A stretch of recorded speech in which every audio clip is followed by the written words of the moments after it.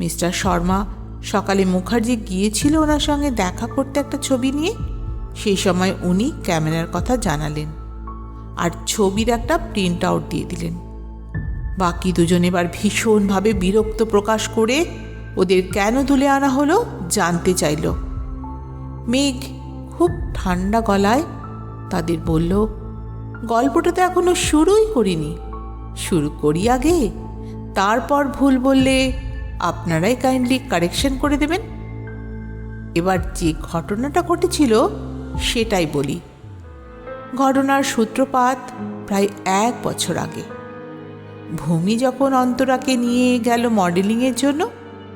অন্তরা দেখতে খুব যে মন্দ ছিল তা ঠিক নয়, তবে ইন্টেরিয়ার থেকে এসেছিল তো ভূমির সঙ্গে তুলনা করলে ও অনেকটাই পিছিয়ে ছিল। এদিকে ঝা চকচকে শহরের মায়ায় ততদিনে অন্তরা পড়ে গিয়েছিল। ট্যালেন্ট ছিল কিন্তু ভূমিরই। কিন্তু ঈর্ষাকাতর অন্তরা ভূমিকে নিজের জন্য কাজে লাগিয়ে কিছু করতে পারছিল না। অন্তরা তখন ব্যাকে কাজ করা শুরু করল। এই যে বিমল নাথ, এর সঙ্গে হাত মিলিয়ে ব্যবসা শুরু করল। নতুন নতুন ছেলে মেয়েদের মোটা কমিশন নিয়ে ছোটোখাটো রোলে অ্যাক্টিংয়ের প্রথম সুযোগ দেওয়া, বিভিন্ন শোতে আর্টিস্টের সঙ্গে যোগাযোগ করানো প্রভৃতি। শুধু এই কাজেই থেমে থাকেনি, পয়সার লোভ তখন ওকে পেয়ে বসেছে। এই কাজগুলো করার আগে থেকেই ও এই নার্সিংহোমে কাজ করত। সেখানেই ডক্টর সেন আর ডক্টর পোদ্দারের সঙ্গে অন্তরার আলাপ ছিল। অন্তরা তখন টাকা রোজগারের নেশায় সমস্ত রকম কাজে নিজেকে জড়িয়ে ফেলল। কিন্তু যতটা মনে মনে ভেবেছিল আয় ঠিক ততটা হচ্ছিল না। ডক্টর সেনের একটা প্রাইভেট নার্সিং হোম আছে। এই নার্সিং হোমে ডিউটির পর অন্তরা ঘন্টা 2 সপ্তাহে 5 দিন ডক্টর সেনের নার্সিংহোমে বসত। ডক্টর সেন ওখানে অ্যাবর্শন করতেন, সেক্স ডিটেকশনও হতো। এই কাজে অন্তরা নিজেকে পুরোপুরি জড়িয়ে ফেলল। আরও একটা কাজ হতো। কি ডক্টর সেন, আপনি বলবেন নাকি আমি? ডক্টর সেন কোনো উত্তর না দিয়ে চুপ করে বসে রইল। আরেমো জানতে চাইলে মেঘ আবার বলা শুরু করল। ডক্টর সেনের চেম্বারে অবিবাহিতা যেসব মেয়েদের ডেলিভারি হতো, অন্তরা আর ডক্টর সেন মিলে সেই বাচ্চাদের পাচার করে দিত। অন্তরার প্রতি দুর্বল ছিল ডক্টর পোদ্দার। ডক্টর পোদ্দারের সঙ্গে একটা সম্পর্কে জড়িয়ে পড়ে অন্তরা। তা ভালোবাসার না অন্য কিছু তার ডক্টর পোদ্দারই ভালো বলতে পারবেন। বিভিন্ন জায়গায় রিসর্টে যাওয়া শুরু হলো দুজনের। ইতিমধ্যেই অন্তরার দেশের বাড়িতে একটা সমস্যা দেখা দিল। অন্তরার দাদার টাকার খুব প্রয়োজন হয়ে পড়ল নতুন একটা দোকান কেনার জন্য। অন্তরা ভূমির কাছে প্রথমে টাকা চাইল, কারণ ও জানত ভূমির প্রচুর টাকা আছে, কিন্তু ভূমি দিতে চাইল না। মনে একটা সন্দেহ ছিল ডক্টর শেঠকে বললে উনি আদৌ দেবেন কিনা, কিন্তু টাকা যে তার লাগবেই খুব তাড়াতাড়ি দোকান কেনার জন্য। তখন অন্তরা একটা মাস্টার প্ল্যান বানালো বিমলের সঙ্গে। ডক্টর পোদ্দারের সঙ্গে 2 দিনের জন্য মন্দারমণিতে চলে গেল বেড়াতে। ওখানে ওদের অন্তরঙ্গ মুহূর্তের ছবি তোলালো এই বিমলকে দিয়ে। তারপর যেটা করলো তা অনেকটাই রকম। বিমল বাইপোস্টে নার্সিংহোমেই পোদ্দারকে এবং অন্তরাকে 2টো খাম পাঠালো। হুমকির সঙ্গে সঙ্গে একটা অ্যাকাউন্ট নাম্বার আর ফোন নাম্বার দিল। দুজনেই ছবি দেখে ব্ল্যাকমেলারকে ফোন করল।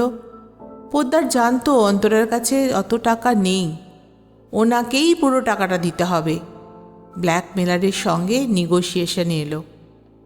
টাকার অঙ্কের পরিমাণ একটু কমানো হলো, কিন্তু নিজেদের অ্যাকাউন্ট থেকে টাকা ট্রান্সফার না করে ভূমির অ্যাকাউন্ট থেকে টাকা পাঠানো হলো। বুদ্ধিটা হয়তো পোদ্দারের। ভূমিকে রিকোয়েস্ট করলো একজনের অ্যাকাউন্টে টাকাগুলো পাঠিয়ে দিতে। ভূমি দিল, কিছু না জেনেই দিয়ে দিল। কি বুঝিয়েছিল ওনাকে ওনারাই বলতে পারবেন।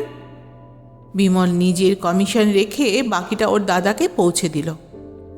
পার্টনারের জন্য তো এইটুকু করাই যায়, তাই তো বিমল? এই গল্পটা কিন্তু এইটুকু নয়।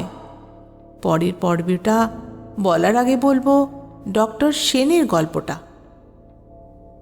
ভূমির ডায়েরি পড়তে পড়তেই যেখানে একটা নার্সিংহোমের বিল চোখে পড়ল, বিলটা দেখেই পেশেন্টের নাম আর ফোন নাম্বার আমরা জানতে পারি। পেশেন্টের সঙ্গে মাল যোগাযোগ করে অনেক কিছু জানতে পারল। পেশেন্ট আর কেউ নয়, ভূমির কাছের বন্ধু। বন্ধু প্রেগনেন্ট, কিছুদিন আগের ঘটনা। ভূমির এই বন্ধু কিছু কমপ্লিকেশন দেখা দিল প্রেগনেন্সি নিয়ে। বন্ধু যে ডাক্তারের আন্ডারে ছিল তিনি আউট অফ স্টেশন।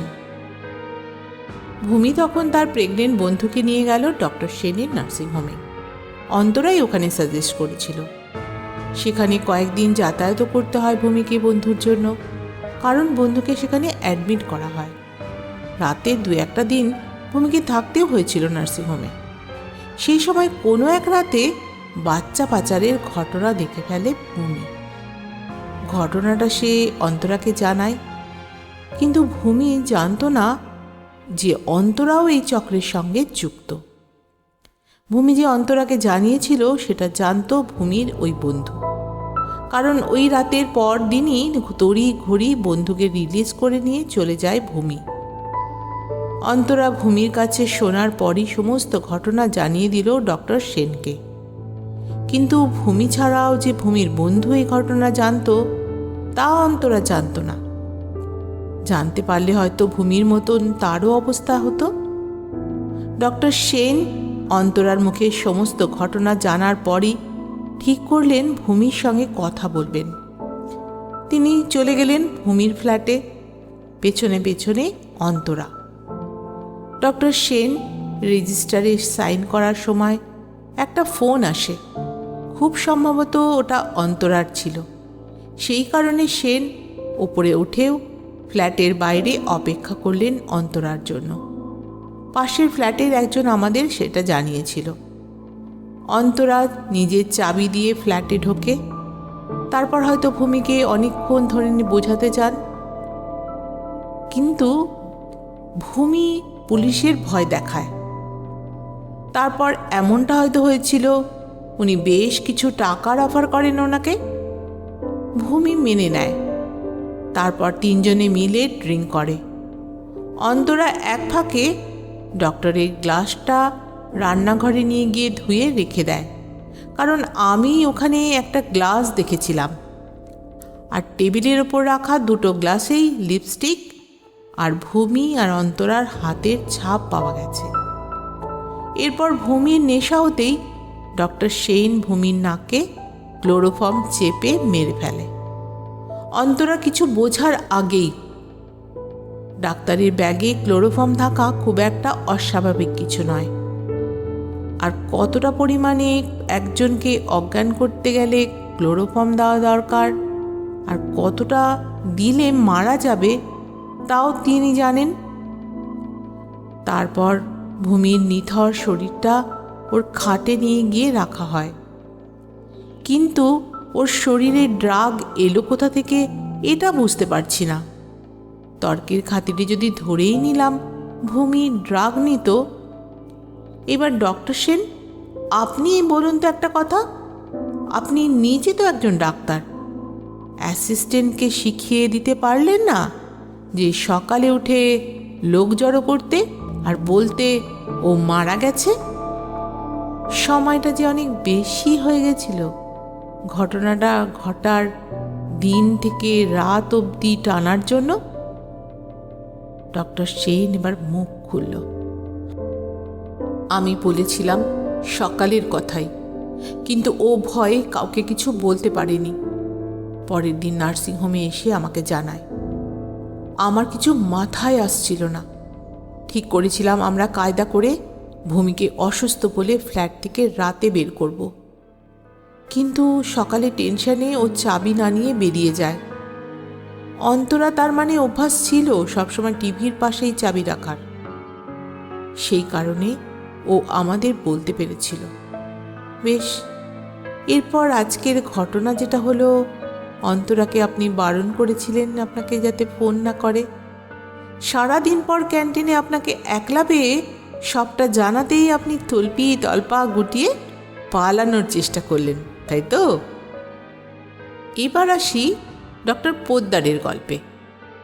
অন্তরা বুঝতে পারেনি পোদ্দার যে ওকে পুরোপুরি বিশ্বাস করে না। টাকা দেওয়ার পর থেকেই অ্যাকাউন্ট নাম্বারের মালিকের খোঁজ শুরু করলেন ডক্টর পোদ্দার। অনেক কষ্টে বোধহয় 2 দিন আগে উনি খোঁজ পেয়েছিলেন। খোঁজ নিয়ে অন্তরা আর বিমানের কানেকশনের কথাও তিনি জেনে যান। আজ সারা দিন দুজনের মধ্যে বাক বিতণ্ডা চলতে থাকে। ফোনে একবার ঝগড়াও হয়। ফোন কাটতে না কাটতেই পোদ্দার ওকে ফোন করে ওটিতে আসতে বলে, আর খুব সম্ভবত ওকে মেঘের মোবাইলটা বেজে উঠতেই কথাটা অসমাপ্ত রেখেই ফোন রিসিভ করলো। অপর প্রান্ত থেকে কথা শুনে ফোন কেটে দিয়ে আবার বলা শুরু করলো, যা বলছিলাম, অন্তরা ওটিতে ঢোকার পর আপনার সঙ্গে তুমুল ঝামেলা হয়, আর আপনি ওর শরীরে অতিরিক্ত মাত্রায় ক্লোরোফর্ম ইনজেক্ট করলেন। একবার নয়, একাধিকবার। পোস্টমর্টম এক্সপার্ট সেটাই জানালেন। এরপর আপনার যখন হুঁশ এলো, আপনি তখন পালানোর চেষ্টা করলেন। এরপর যদি কারোর কিছু বলার থাকে তাহলে সেটা কোর্টে বলবেন। মিস্টার মাল, এদের নামে পেপারস রেডি করে লকআপে ঢোকান। কাল সকালে প্রডিউস করা হবে কোর্টে। মেঘের কথা শেষ হতে না হতেই গোবিন্দ মাল হঠাৎ বলে উঠল, লকআপে ঢুকিয়ে দিচ্ছি এক্ষুনি ম্যাডাম, কিন্তু পেপারস রেডি একটু পরে করলে হয় না? 2 দিন ঠিক করে টেম্পল রানটা খেলতে পারিনি যে।